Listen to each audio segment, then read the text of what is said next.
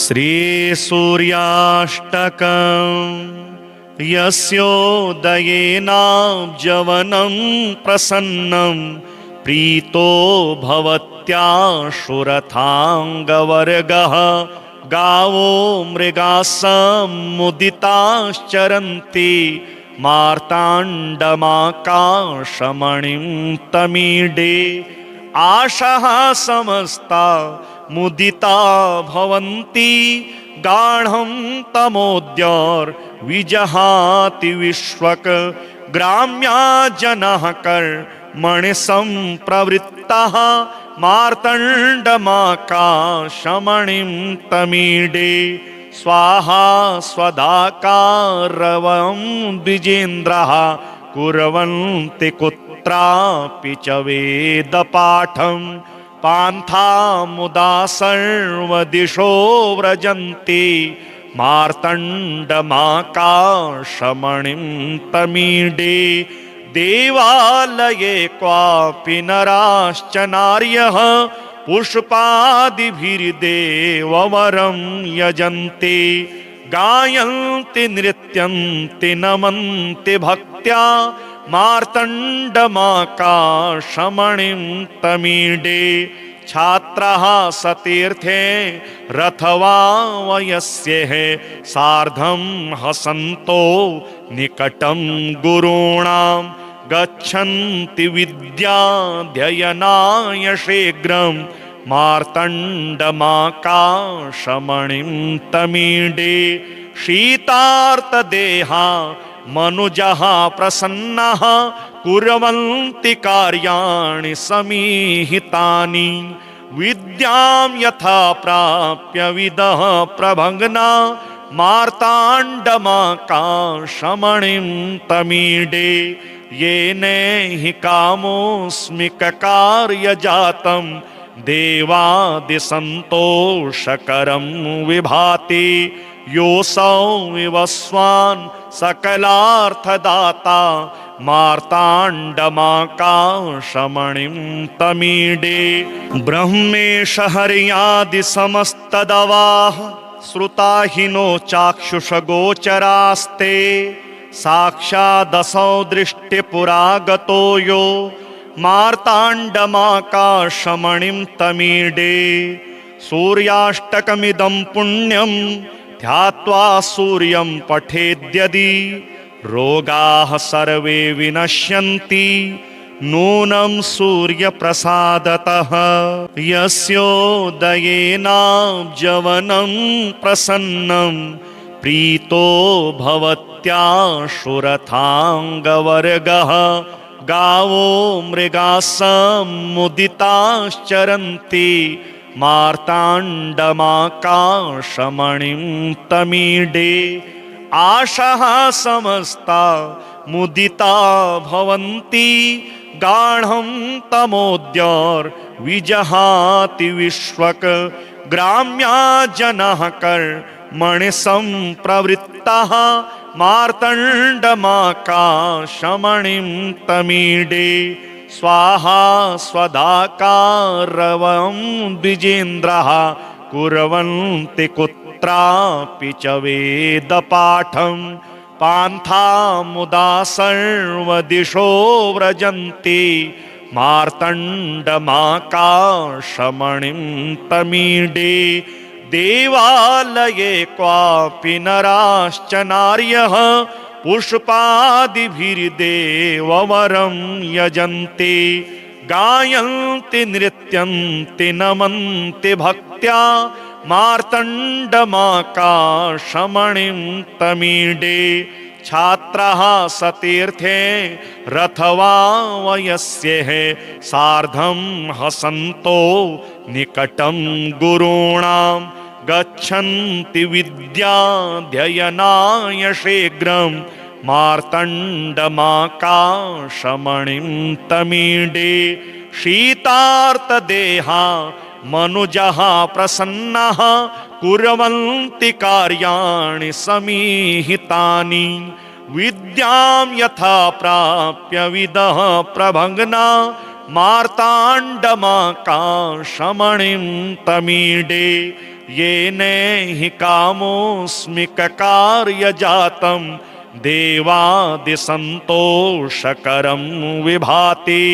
योऽसौ विवस्वान् सकलार्थदाता मार्ताण्डमाकाशमणिं तमीडे। ब्रह्मेश हर्यादिसमस्तदवाः श्रुता हि नो चाक्षुषगोचरास्ते साक्षादसौ दृष्टिपुरागतो यो मार्ताण्डमाकाशमणिं तमीडे। सूर्याष्टकमिदं पुण्यं ध्यात्वा सूर्यं पठेद्यदि रोगाः सर्वे विनश्यन्ति नूनं सूर्यप्रसादतः। यस्योदयेनाब्जवनं प्रसन्नं प्रीतो भवत्याशुरथाङ्गवर्गः गावो मृगाः समुदिताश्चरन्ति मार्ताण्डमाकाशमणिं तमीडे। आशाः समस्ता मुदिता भवन्ति गाढं तमोद्योर्विजहाति विश्वक ग्राम्या जनाः कर्मणि सम्प्रवृत्ताः मार्तण्डमाकाशमणिं तमीडे। स्वाहा स्वधाकारवं द्विजेन्द्रः कुर्वन्ति कुत्रापि च वेदपाठं पान्था मुदा सर्वदिशो व्रजन्ति मार्तण्डमाकाशमणिं तमीडे। देवालये क्वापि नराश्च नार्यः पुष्पादिभिर्देववरं यजन्ति गायन्ति नृत्यन्ति नमन्ति भक्त्या मार्तण्डमाकाशमणिं तमीडे। छात्राः सतीर्थे रथवा वयस्यः सार्धं हसन्तो निकटं गुरूणां गच्छन्ति विद्याध्ययनाय शीघ्रं मार्तण्डमाकाशमणिं तमीडे। शीतार्तदेहा मनुजः प्रसन्नः कुर्वन्ति कार्याणि समीहितानि विद्यां यथा प्राप्य विदः प्रभग्ना मार्ताण्डमाकाशमणिं तमीडे। येनैहि कामोऽस्मिककार्यजातं देवादिसन्तोषकरं विभाति योऽसौ विवस्वान् सकलार्थदाता मार्ताण्डमाकाशमणिं तमीडे। ब्रह्मेश हर्यादिसमस्तदवाः श्रुता हि नो चाक्षुषगोचरास्ते साक्षादसौ दृष्टिपुरागतो यो मार्ताण्डमाकाशमणिं तमीडे। सूर्याष्टकमिदं पुण्यं ध्यात्वा सूर्यं पठेद्यदि रोगाः सर्वे विनश्यन्ति नूनं सूर्यप्रसादतः। यस्योदयेनाब्जवनं प्रसन्नं प्रीतो भवत्याशुरथाङ्गवर्गः गावो मृगाः समुदिताश्चरन्ति मार्ताण्डमाकाशमणिं तमीडे। आशाः समस्ता मुदिता भवन्ति गाढं तमोद्योर्विजहाति विश्वक ग्राम्या जनाः कर्मणि सम्प्रवृत्ताः मार्तण्डमाकाशमणिं तमीडे। स्वाहा स्वधाकारवं द्विजेन्द्रः कुर्वन्ति कुत्रापि च वेदपाठं पान्था मुदा सर्वदिशो व्रजन्ति मार्तण्डमाकाशमणिं तमीडे। देवालये क्वापि नराश्च नार्यः पुष्पादिभिर्देववरं यजन्ति गायन्ति नृत्यन्ति नमन्ति भक्त्या मार्तण्डमाकाशमणिं तमीडे छात्रः सतीर्थे रथवा वयस्यः सार्धं हसन्तो निकटं गुरूणां गच्छन्ति विद्याध्ययनाय शीघ्रं मार्तण्डमाकाशमणिं तमीडे शीतार्तदेहा मनुजः प्रसन्नः कुर्वन्ति कार्याणि समीहितानि विद्यां यथा प्राप्य विदः प्रभग्ना मार्ताण्डमाकाशमणिं तमीडे येन हि कामोऽस्मिककार्यजातं देवादिसन्तोषकरं विभाति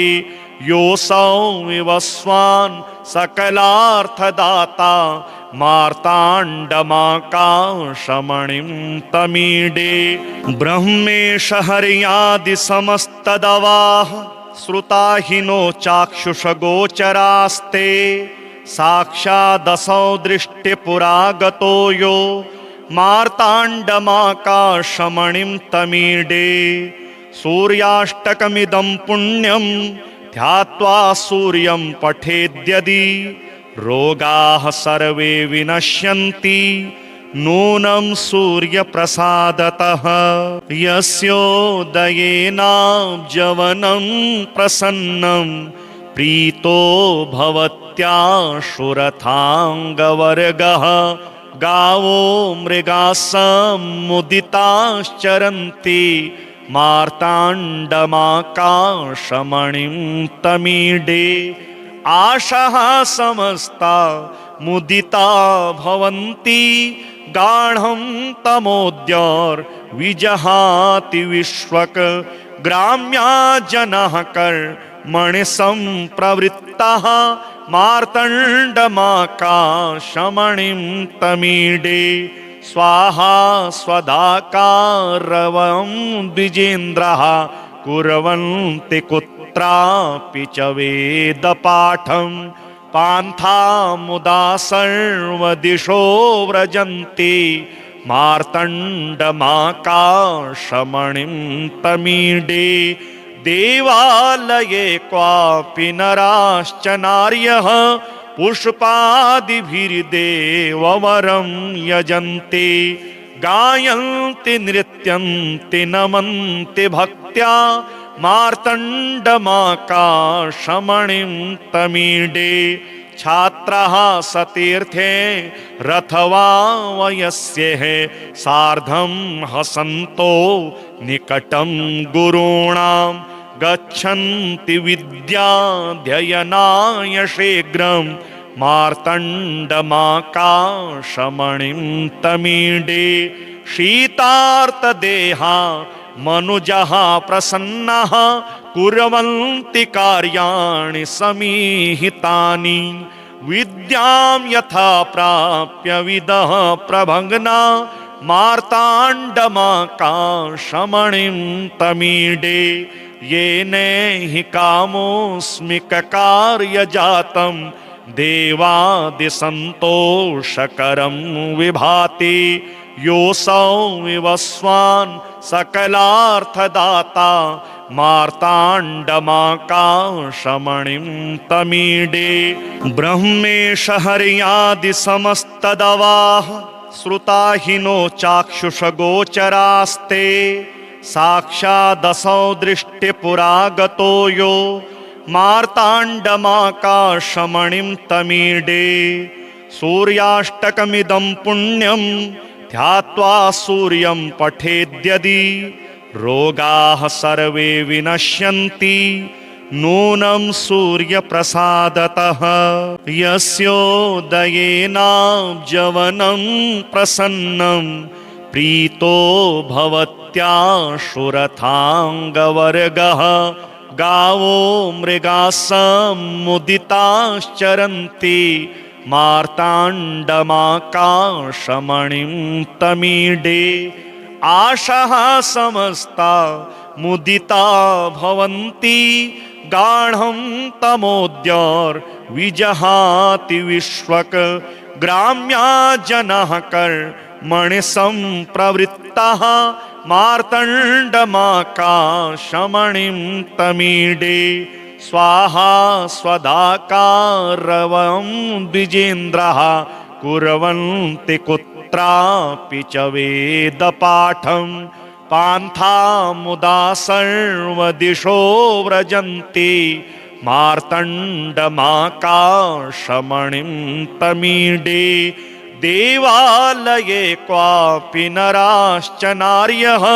पुष्पादिभिर्देववरं यजन्ति गायन्ति नृत्यन्ति नमन्ति भक्त्या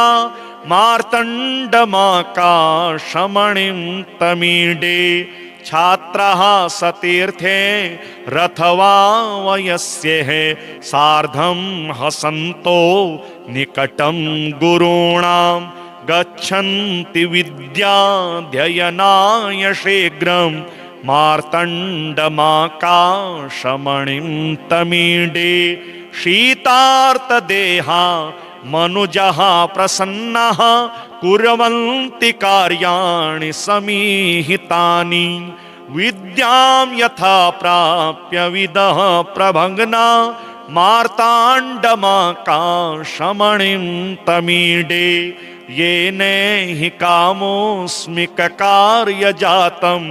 देवादिसन्तोषकरं विभाति योऽसौ विवस्वान् सकलार्थदाता मार्ताण्डमाकाशमणिं तमीडे ब्रह्मेश हर्यादिसमस्तदवाः श्रुताहिनो चाक्षुषगोचरास्ते साक्षादसौ दृष्टिपुरागतो यो मार्ताण्डमाकाशमणिं तमीडे सूर्याष्टकमिदं पुण्यं ध्यात्वा सूर्यं पठेद्यदि रोगाः सर्वे विनश्यन्ति नूनं सूर्यप्रसादतः यस्योदयेनाब्जवनं प्रसन्नं प्रीतो भवत्याशुरथाङ्गवर्गः गावो मृगाः समुदिताश्चरन्ति मार्ताण्डमाकाशमणिं तमीडे आशाः समस्ता मुदिता भवन्ति गाढं तमोद्योर्विजहाति विश्वक ग्राम्या जनः कर्मणि सम्प्रवृत्तः मार्तण्डमाकाशमणिं तमीडे स्वाहा स्वदाकारवं द्विजेन्द्रः कुर्वन्ति कुत्रापि च वेदपाठं पान्था मुदा सर्वदिशो व्रजन्ति मार्तण्डमाकाशमणिं तमीडे देवालये क्वापि नराश्च नार्यः पुष्पादिभिर्देववरं यजन्ति गायन्ति नृत्यन्ति नमन्ति भक्त्या मार्तण्डमाकाशमणिं तमीडे छात्रः सतीर्थे रथवा वयस्यः सार्धं हसन्तो निकटं गुरूणां गच्छन्ति विद्याध्ययनाय शीघ्रं मार्तण्डमाकाशमणिं तमीडे शीतार्तदेहा मनुजः प्रसन्नः कुर्वन्ति कार्याणि समीहितानि विद्यां यथा प्राप्य विदः प्रभग्ना मार्ताण्डमाकाशमणिं तमीडे येन हि कामोऽस्मिककार्यजातं देवादिसन्तोषकरं विभाति योऽसौ विवस्वान् सकलार्थदाता मार्ताण्डमाकाशमणिं तमीडे ब्रह्मेश हर्यादिसमस्तदवाः श्रुताहिनो चाक्षुषगोचरास्ते साक्षादसौ दृष्टिपुरागतो यो मार्ताण्डमाकाशमणिं तमीडे सूर्याष्टकमिदं पुण्यं ध्यात्वा सूर्यं पठेद्यदि रोगाः सर्वे विनश्यन्ति नूनं सूर्यप्रसादतः। यस्योदयेनाब्जवनं प्रसन्नं प्रीतो भवत्याशुरथाङ्गवर्गः गावो मृगासमुदिताश्चरन्ति मार्ताण्डमाकाशमणिं तमीडे। आशः समस्ता मुदिता भवन्ति गाढं तमोद्योर्विजहाति विश्वक। ग्राम्या जनः कर्मणि सम्प्रवृत्तः मार्तण्डमाकाशमणिं तमीडे। स्वाहा स्वदाकारवं द्विजेन्द्रः कुर्वन्ति कुत्रापि च वेदपाठं पान्था मुदा सर्वदिशो व्रजन्ति मार्तण्डमाकाशमणिं तमीडे। देवालये क्वापि नराश्च नार्यः पुष्पादिभिर्देववरं यजन्ति गायन्ति नृत्यन्ति नमन्ति भक्त्या मार्तण्डमाकाशमणिं तमीडे। छात्रः सतीर्थे रथवा वयस्यः सार्धं हसन्तो निकटं गुरूणां गच्छन्ति विद्याध्ययनाय शीघ्रं मार्तण्डमाकाशमणिं तमीडे। शीतार्तदेहा मनुजः प्रसन्नः कुर्वन्ति कार्याणि समीहितानि विद्यां यथा प्राप्य विदः प्रभग्ना मार्ताण्डमाकाशमणिं तमीडे। येनैहि कामोऽस्मिककार्यजातं देवादिसन्तोषकरं विभाति योऽसौ विवस्वान् सकलार्थदाता मार्ताण्डमाकाशमणिं तमीडे। ब्रह्मेश हर्यादिसमस्तदवाः श्रुताहिनो चाक्षुषगोचरास्ते साक्षादसौ दृष्टिपुरागतो यो मार्ताण्डमाकाशमणिं तमीडे। सूर्याष्टकमिदं पुण्यं ध्यात्वा सूर्यं पठेद्यदि रोगाः सर्वे विनश्यन्ति नूनं सूर्यप्रसादतः। यस्योदयेनाब्जवनं प्रसन्नं प्रीतो भवत्याशुरथाङ्गवर्गः गावो मृगासमुदिताश्चरन्ति मार्ताण्डमाकाशमणिं तमीडे। आशः समस्ता मुदिता भवन्ति गाढं तमोद्योर्विजहाति विश्वक। ग्राम्या जनः कर्मणि सम्प्रवृत्तः मार्तण्डमाकाशमणिं तमीडे। स्वाहा स्वदाकारवं द्विजेन्द्रः कुर्वन्ति कुत्रापि च वेदपाठं पान्था मुदा सर्वदिशो व्रजन्ति मार्तण्डमाकाशमणिं तमीडे। देवालये क्वापि नराश्च नार्यः पुष्पादिभिर्देववरं यजन्ति गायन्ति नृत्यन्ति नमन्ति भक्त्या मार्तण्डमाकाशमणिं तमीडे। छात्रः सतीर्थे रथवा वयस्यः सार्धं हसन्तो निकटं गुरूणां गच्छन्ति विद्याध्ययनाय शीघ्रं मार्तण्डमाकाशमणिं तमीडे। शीतार्तदेहा मनुजः प्रसन्नः कुर्वन्ति कार्याणि समीहितानि विद्यां यथा प्राप्य विदः प्रभङ्गना मार्ताण्डमाकाशमणिं तमीडे येन हि कामोऽस्मिककार्यजातं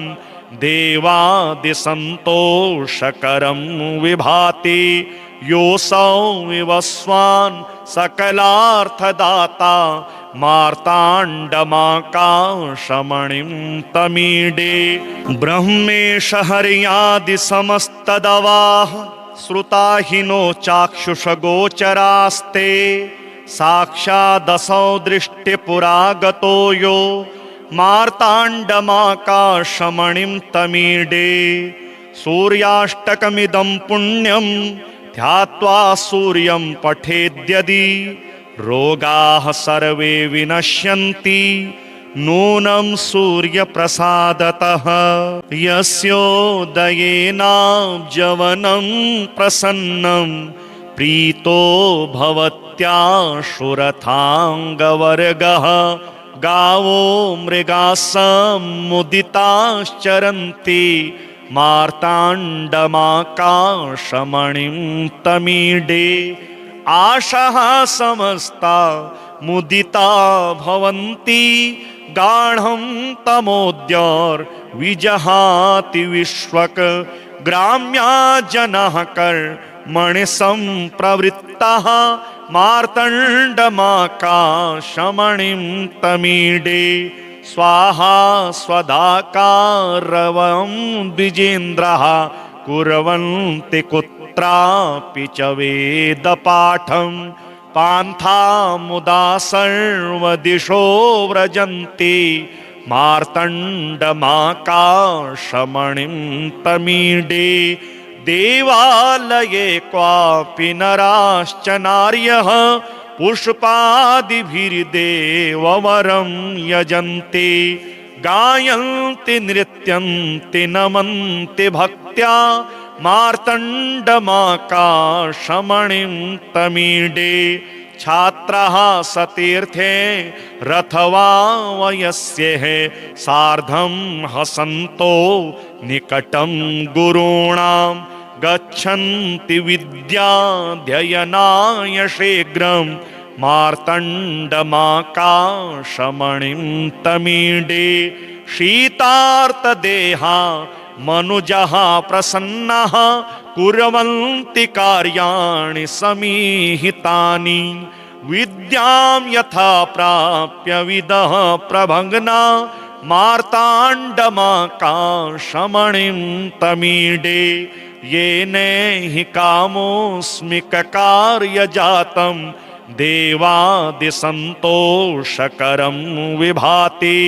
योऽसौ विवस्वान् सकलार्थदाता मार्ताण्डमाकाशमणिं तमीडे ब्रह्मेश हर्यादिसमस्तदवाः श्रुताहिनो चाक्षुषगोचरास्ते साक्षादसौ दृष्टिपुरागतो यो मार्ताण्डमाकाशमणिं तमीडे सूर्याष्टकमिदं पुण्यं ध्यात्वा सूर्यं पठेद्यदि रोगाः सर्वे विनश्यन्ति नूनं सूर्यप्रसादतः यस्योदयेनाब्जवनं प्रसन्नं प्रीतो भवत्याशुरथाङ्गवर्गः